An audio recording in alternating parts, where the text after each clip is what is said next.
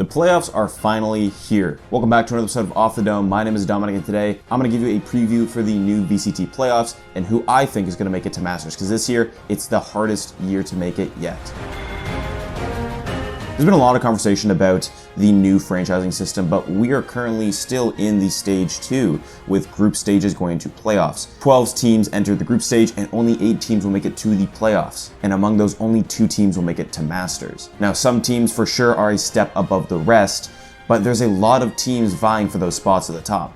So let's just talk about all the teams and how they've done this year.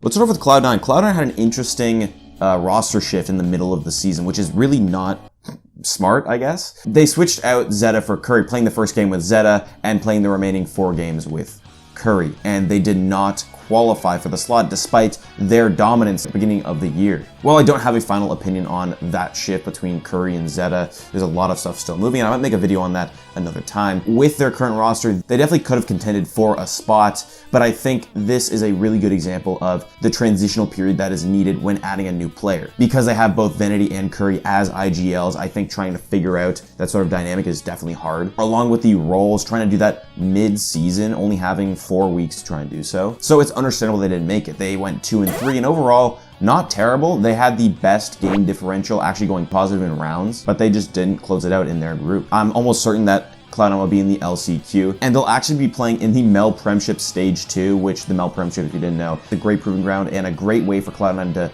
kind of de-rust as they're adding a new player to the team. So this will not be the last time we see Cloud9. They have proven time and time again that they can come back from a poor performance or two, and so I'm excited to see what they can do with the rest of the year. Now, we gotta talk about Sentinels. Sentinels, they've had a shite year. They qualified for Stage 1 playoffs, but busted out at like 7th. They were taken out in Qualifier 1, and they probably wouldn't have made it through Qualifier 2, but they won 5 games in a row just to qualify through the very, very last slot. TenZ has been playing amazing, don't get me wrong, and they made the first roster switch since TenZ in adding Konpeki for Zoms. Konpeki's also been doing quite well, but it's a lot of the other team that is just struggling to perform. I totally forgot to mention that they had times where both Sick and Dapper had to sit out for either COVID or personal reasons, so that just didn't add to their consistency. Seeing this out of one of the most dominant teams North America's ever seen, even if it was only like a year ago, it's not easy to forget that, especially when it's the same roster. With no back-to-back poor performances, I think it's pretty clear to say that Sentinels is just not working, and they need to make some big changes. Now, whether they'll be included in next year's franchising league, I'm not sure, because they are for sure a fan favorite. Everyone loves them, right? But something needs to give.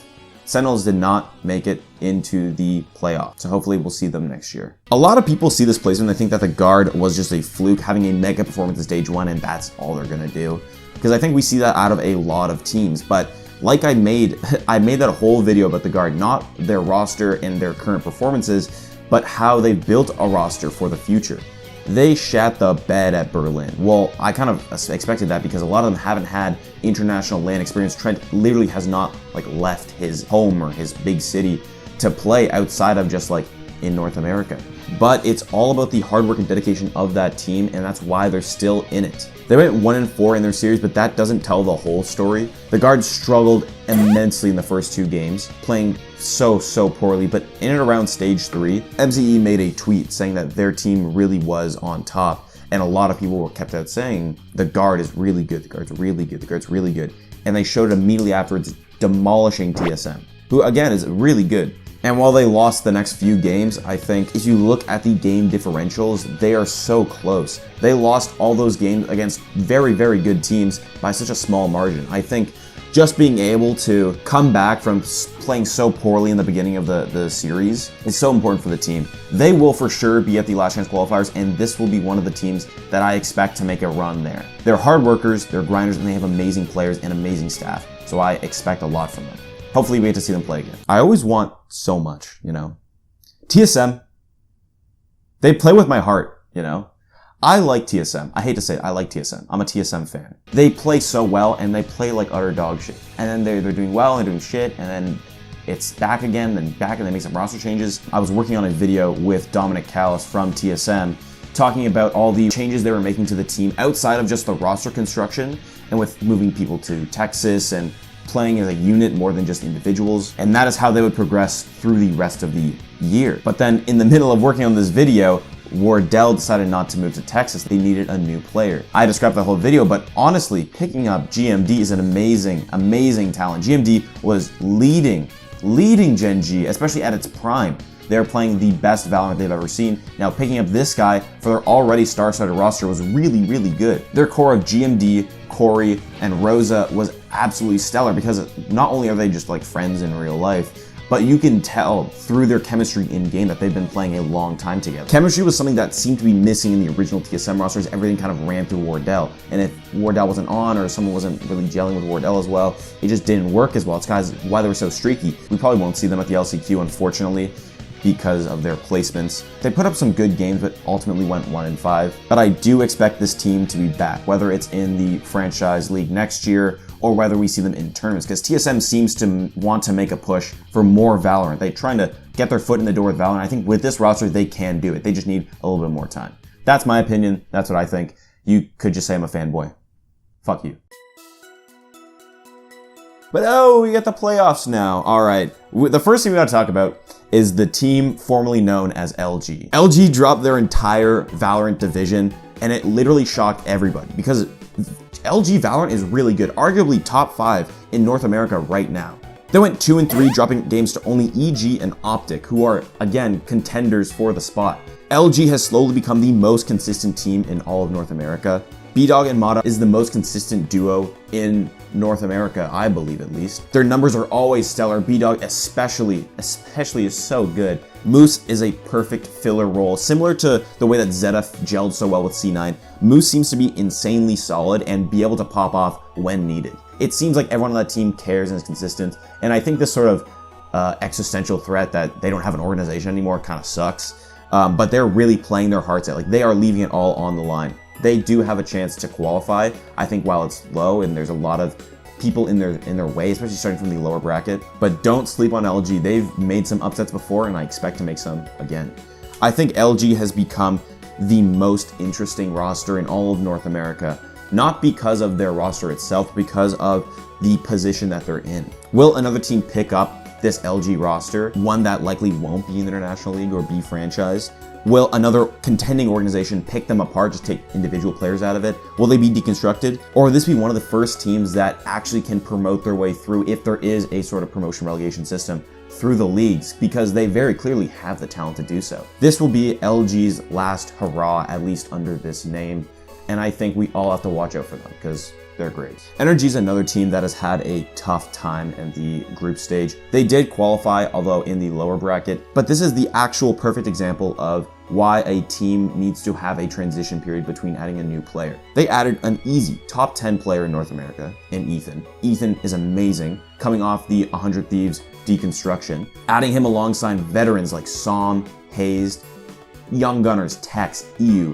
They're such a good roster, especially on paper, but I think they definitely needed that time to start gelling together. There's been a lot of role changes in between, especially trying to fit Ethan into the lineup. Som definitely struggled the most this stage, despite his absolutely stellar performances last season.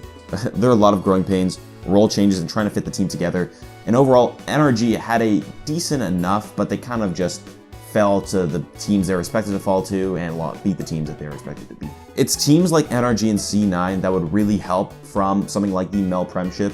Even though they are very clear tier 1 organizations, I think participating in smaller tournaments like that can really help them get their game up. Oh, it's kind of fucked up for all the tier 2 people that are trying to, play well. And because my dumbass is taking so long to make this video, NRG actually already beat the loser bracket allegations and upset Ghost Gaming in the first round of the playoffs. Much like OPTIC last year, they have a great lineup, and I think once they figure out how to gel, which they're starting to do now, Som played an amazing game. They'll be an insane threat, not just in this bracket, but in all future brackets.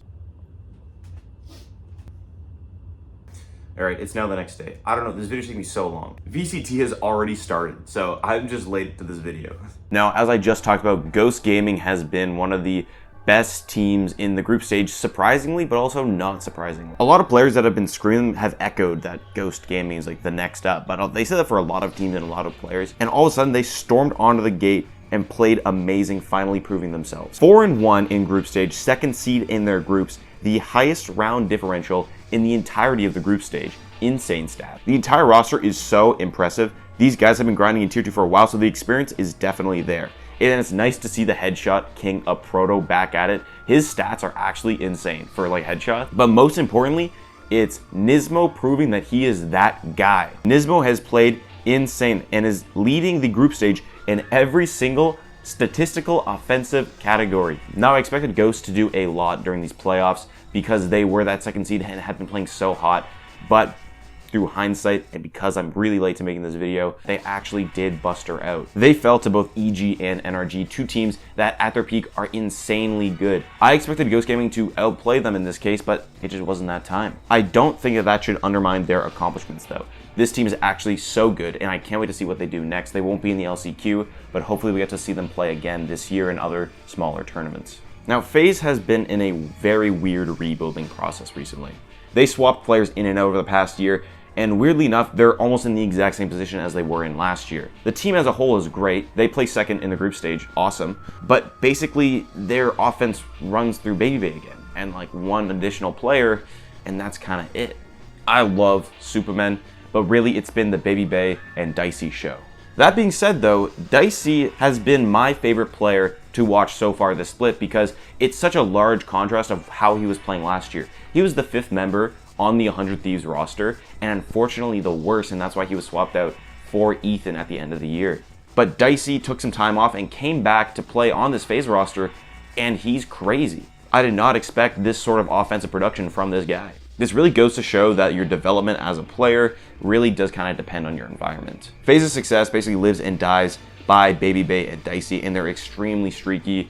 So maybe, much like Masters 1, they can actually qualify and play very well if they continue to streak as they have, because the last 3 matches have been washes. They can definitely make some upsets though, so I'm excited to see what they do. Do I really need to talk about OPTIC? The best controller in North America, the smartest initiator in North America, the best old man in North America, the best player in the world, and the only player that can sometimes play better than the best player in the world. That's all you need to know. Now, I still think I have the most popular EG Valorant video on YouTube right now, and it kind of undermines their current roster. After the switch away from a co-ed Valorant team, they've been playing so hot. They qualified for stage 1, but weren't quite at that top level yet. They ended up going 0-5 in group stage, and I expect them to make a push again in the second stage, but instead, they dropped half the roster, which is almost always never a good idea. But they picked up the experienced IGL Comm and Apoth, and they have played so hot recently. Does not only everything gel super well together, but their budding new superstar Jajimo is going crazy. He was the best player in the entirety of the qualifier and is one of the best players in group stage. They are the only team to take a set off of OPTIC, who has looked so absurdly dominant since their run at Masters. Now, while there's still some kinks in the armor, they do have a horse in pushing for that last slot. This team is really good, and I think they might just make it, especially with the streak that they've been on recently. 100 Thieves is a very similar story to EG, except a lot more messy. After swapping in and out players during the stage, after the stage, before the stage, they finally settled on a team, and it's such an interesting roster, and I think definitely a fan favorite roster. They basically took every single young gunner player from the scene with some tier 1 experience and put them in a room and just like fed them Red Bull. Asuna has transitioned from T1's original young player surrounded by veteran talent to the veteran talent, and he's still super young. Playing alongside Derek, Will, and Bang, alongside experience from Stellar, this team is so good. Much like TSM, the chemistry between the teammates can be felt just by watching. Anyone on the team can pop off, and while, again, similar to EG, they're still ironing out these kinks, they're still a fairly new roster, they could do some damage on their way up to the Masters. EG and 100 Thieves are the 2 rosters that are contending for that spot that have the highest ceilings but also the lowest floors. They can play super well, super hot, but also drop maps to teams that you wouldn't really expect them to do so at. XSET also has a good shot at making it, and I'm not just saying that because they're usually the 4th place kind of guys.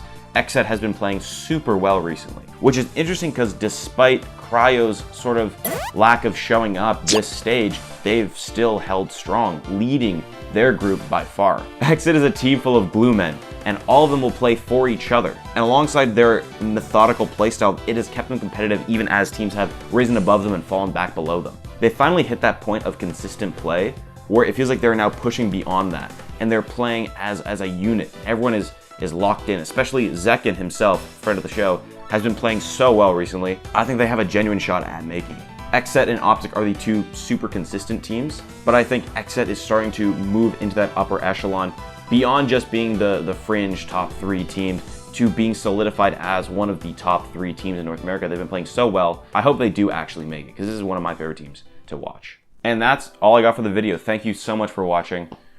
I was going to add another part to this video about players to watch out for, but I think I'm going to release that with a little bit more time because I'm kind of crunched for time right now. So if you want to see that when that comes out, consider subscribing. It's free. You get a video in your inbox every once in a while. I think these videos are good. I make them, so I think they're good. But if you want to see my takes on the playoffs, you can follow me on Twitter at QuickDome, and you can also join my Discord if you want to come and talk to some people, do some watch parties with the team in there. Anyways, thank you very much. Enjoy the games and have a good one. Peace.